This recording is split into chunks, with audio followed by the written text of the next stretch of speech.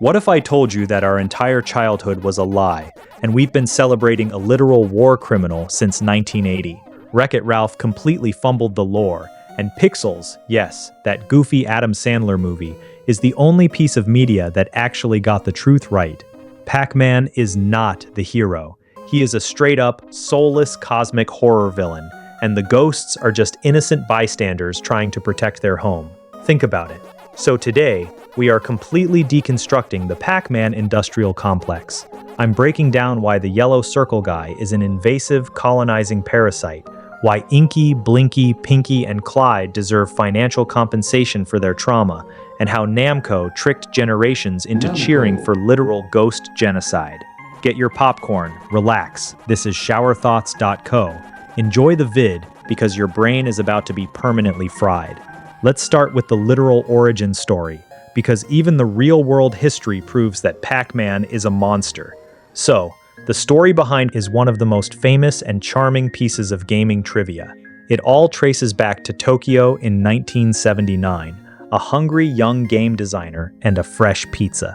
At the time, the late 1970s arcade scene was dominated by intense, violent space shooters like Space Invaders and Asteroids. These games primarily attracted a young male demographic. Now a 24-year-old designer at Namco named Toru Iwatani wanted to create a game that appealed to a broader audience, particularly women and couples. To do that, he decided to focus the game's theme on something entirely universal: eating. As gaming legend has it, Iwatani was having lunch and ordered a whole pizza. After he took out the very first slice, he looked down at the remaining pizza, the shape left behind. A circle with a wedge missing, it looked exactly like a mouth. Bro, he didn't give him eyes. He didn't give him a soul, or arms, or legs. Pac-Man is literally just a hinge. He has no digestive tract. He just opens a black hole in his face and consumes. Oh, and the name? At first, the game was released in Japan in May 1980 under the name Pac-Man. The name was derived from the Japanese slang phrase paku paku, which represents the sound of a mouth opening and closing to chomp on food, similar to nom nom in English. However, when it came time to release the game in the United States later that year, the executives at Midway, the US distributor, realized a glaring problem. The word puck could easily be vandalized on an arcade cabinet by changing the P to an F.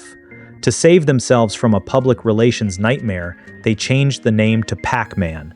So you're telling me this so-called hero is named after the sound of unhinged glutton, eating, chomping, no thinking, just endless consumption that sounds less like a hero and more like an insatiable, mindless eating machine. It's giving biological hazard vibes, not hero. Now let's look at the setting. It's this neon, isolated maze, right? And who lives there? The ghosts. It is their private property.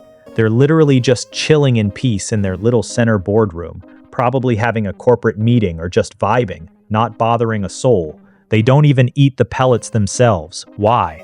Because those orbs are their resources. It's their ecosystem, and they respect it. But then, boom, this yellow, crazy monster spawns out of nowhere into their private space and starts chowing down on everything for no reason. And let's talk about the ghosts, because they actually have souls and distinct personalities. They aren't built for war. Let's look at the AI code, because the facts don't lie. Blinky the red one, Blinky's nickname is literally Shadow. He's just the security guard, bro. He's the only one taking the trespasser seriously and trying to follow him to see what he's stealing. Pinky, the only female character in the game, tries to get in front of you. She isn't attacking. She's literally just blocking the path like, "Yo, can you please stop eating our floor, bro? You're messing up the maze." Then you have Inky, whose nickname is Bashful. The man is literally too nervous to even look you in the eye. His AI is erratic because he's having a panic attack dealing with a home intruder. And Clyde?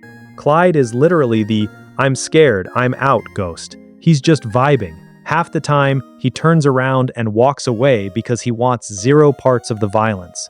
The ghosts aren't trying to kill Pac-Man. When they touch him, they don't bite him or scratch him. They just confront him. They touch him, and Pac-Man just folds out of existence like a popped bubble because his life of crime caught up to him.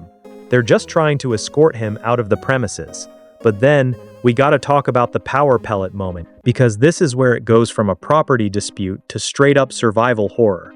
Pac-Man eats that glowing power pellet, and suddenly the tables turn. Look at the ghosts, they immediately flip from mild confrontation to full-blown panic mode. Their eyes get wide, they turn blue, which is the universal color of fear and biological emergency, and they start running away screaming. That ain't villain behavior. That is, oh crap, the colonizer just unlocked a nuclear superweapon behavior. And what does Pac-Man do? He doesn't just defeat them, he consumes their physical forms, dissolves their bodies, and leaves nothing but their disembodied, traumatized eyeballs to flee back to the boardroom in absolute shock. That is psychological warfare, bro. He is literally harvesting the natives to fuel his own high score. So let's be completely real. This entire game is pure Namco propaganda. They really made us play as an invasive, parasitic species, stripping a pristine environment of all its cultural resources, and made us cheer when we commit genocide and ghosticide for a high score. We call it a high score, but in reality, that's a body count. And the worst part? The infinite loop. Pac-Man enters a maze, completely decimates the ecosystem, murders the locals, and instead of leaving or being satisfied, he just moves on to a harder version of the exact same maze to do it all over again. He is a sentient locust in a neon jumpsuit. He is on a permanent bad trip, seeing demons where there are just peaceful maze dwellers, opening his void mouth and consuming. So yeah, Pixels had it right. Pac-Man is an unhinged cosmic threat that will literally chomp his own creator's hand off because he knows nothing but hunger.